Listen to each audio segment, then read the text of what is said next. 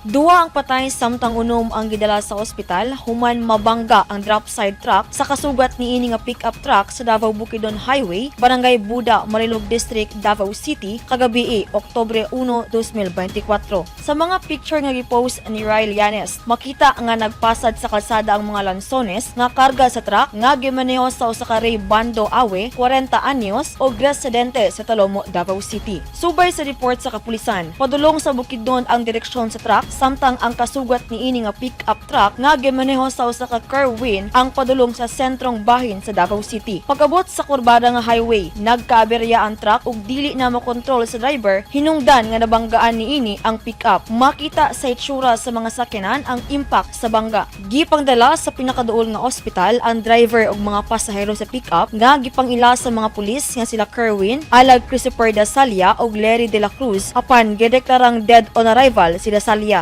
Taysab ang pasahero sa truck nga giila sa mga pulis nga si Ruel Activa. Samtang angol ang driver niini nga si Ray Abando Awe. Gidala sab sa pribadong ospital sa Kalinan ang mga kauban niini nga sila Jesse Abando, Elmer Siputan ug Ruel Awe. Giingong accident-prone area ang nahitabuan sa bangga. Anaa sa Gikustodiya sa kapulisan ang driver sa truck nga si Ray Bando Awe ug posibleng mag-atubang sa kasong reckless imprudence resulting to double homicide and multiple physical injury and damage to property. Nagpahimang no ang kapulisan sa mga motorista nga mag-amping ug magminor inig musubay sa kurbada nga kalsada. Shiny Bulyaser, Newsline Philippines, stay safe!